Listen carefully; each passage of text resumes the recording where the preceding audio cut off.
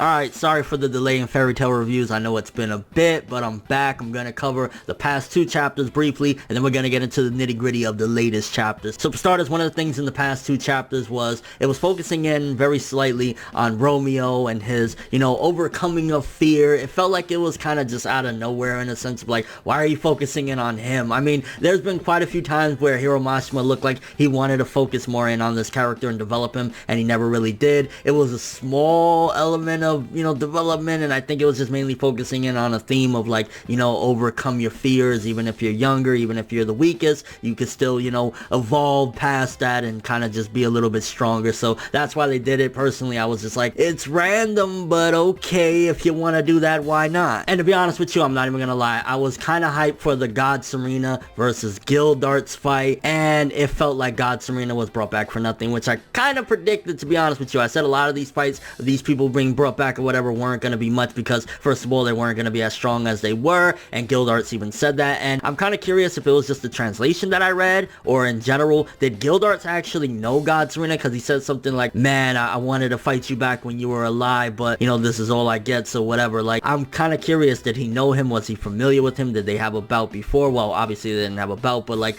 did they come across each other at one given point? And if they did, why didn't they have a fight? Like, God Serena, I think he was actually one of the people that was considered a traitor to our people, whatever, Fior. So I'm kind of curious about his backstory. I wish we would have get a little bit more into him. I thought he was going to have something to do with Yuri, one of the founders of Fairy Tail, but apparently not. And honestly, him being brought back, it was just basically to show how much Gildarts, would whip his ass. Like, honestly, he was brought back for nothing. So I was a bit disappointed with the God Serena return because it was for nothing. He just pretty much got his fucking ass stomped by Gildarts. And I mean, Gildarts looked cool as fuck doing it, but yeah, his purpose was basically just to show that Gildarts is still a badass.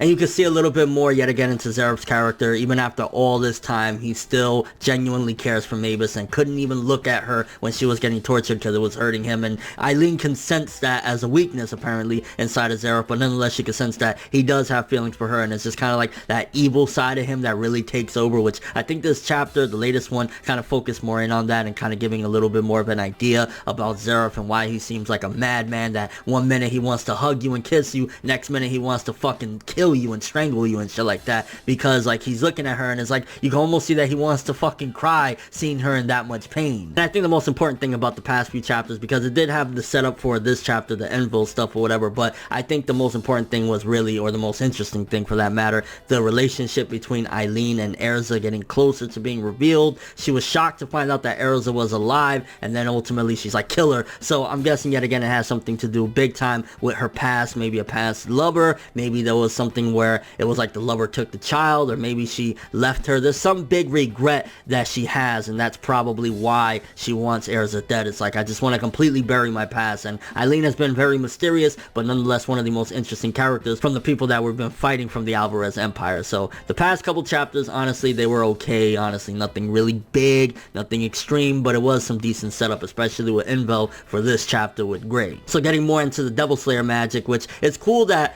was a part of the original design that we had from Gray when we had the time skip, the markings everywhere and stuff like that. So it's cool that it's actually coming back. And I mean, he doesn't have the slick back Eisen-esque hair or whatever, but it's still kind of cool that he brought that back. And getting a little more into it, I'm kind of curious if there's a big connection to why Zeref is going crazy or went crazy or whatever, because it was basically explained yet again from Envil that basically it slowly eats up at you and turns you evil, and it makes you dark or whatever, makes you a bad guy and stuff like that. And I don't know if that's necessarily going to happen with Gray, because if anything, I always see as though for a while now that Hiro set it up that Gray is going to eventually have a fight with Natsu, although I guess in a way it would make sense if Gray continues to get this more dark nature, and especially his hatred and revenge for wanting to, kill END. If it's normal Gray, he probably will be able to repress that and not want to fight Natsu, but once he finds out that Natsu is END,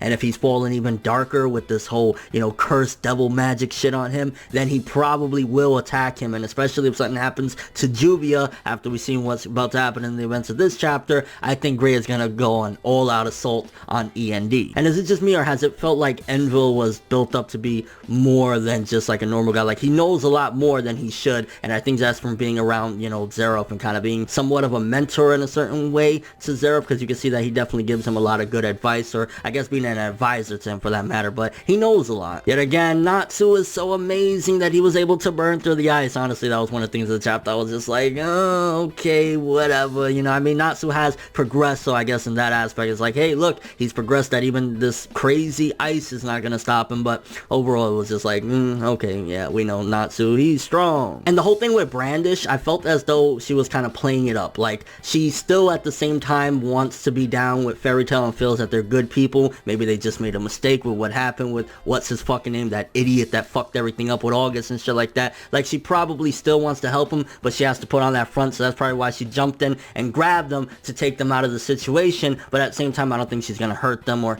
give them to the enemy or stuff like that. I think she's just putting on a front because she still genuinely cares for Fairy Tail, and the moments that she had with Lucy definitely changed her. So I don't think Brandish came in there with any ill intention to like fuck shit up. It's more so just that she's still putting on an act. Now with the whole ice lock that Invil set up with Gray and Jubia, like honestly, Gray is not going to attack her, but at the same time he's not going to want Jubia to hurt herself. So I could see maybe Jubia trying to kill herself and then Gray struggling to get out of that and attack Invil, because if not, then come on, do you really think that Gray or Jubia is going to die? I mean, it would be crazy as fuck, but it's not going to happen. And I love the fact that yet again it shows how much of an awesome character. I mean, time and time again we've seen how much of an awesome character and how much of a down ass chick Jubia is, that she's like, before I hurt a hair on Gray's head, I'm gonna kill myself while I still have the chance. I'm like, Jubia, why are you such a fucking awesome ass woman, dog? So what they basically gotta do is try and fight it, resist it, and get rid of Envil before they hurt each other. But I think there is gonna be some damage along the way. I mean, if Jubia does die, that would be the perfect opportunity to build Gray into this even darker force. Or if it seems as she dies, because let's be real here, she's not gonna die. Like, I'm past that point of maybe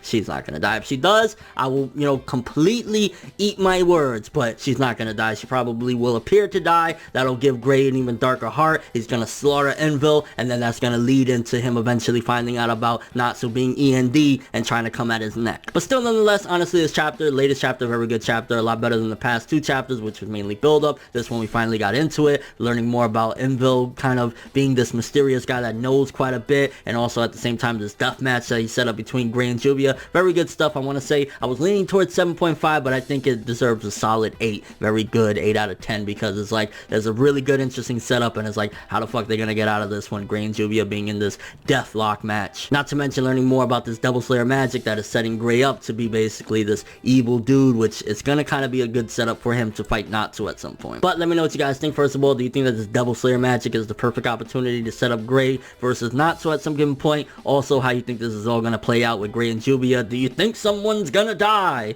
No one's gonna die. How you think it's gonna end up where they get out of the chains? Do you think that they're gonna be able to resist it and take out Envil in time? Is somebody gonna come up and take out Envil, but maybe Jubia at the same time is gonna hurt herself, or they're gonna fight each other because they have no choice? Like, how do you think it's all gonna play out? And your overall thoughts of the past few Fairy Tail chapters? Again, I'm sorry that I've been slacking, but I'm back and we're back on course for reviewing Fairy Tail Weekly. Thanks for watching. Hope you enjoyed. If you liked anything I had to say or enjoyed the video, drop me a like. I'd greatly appreciate it. And if you want more from me, make sure to subscribe. Follow me on Twitter, Instagram, and stalk my Facebook to get more when the video ends. I'm from the world, and as always, people, have an awesome day.